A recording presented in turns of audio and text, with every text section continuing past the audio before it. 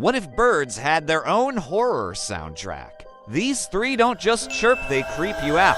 First up, the common starling. This bird is a professional copycat. Car alarms, human voices, even other birds, it mimics them all.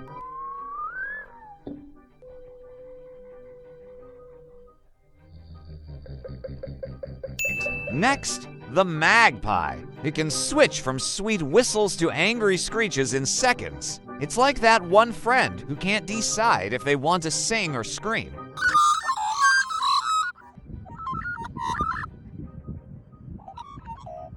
And then there's the American woodcock. Its weird peat noise sounds like a rubber duck in distress.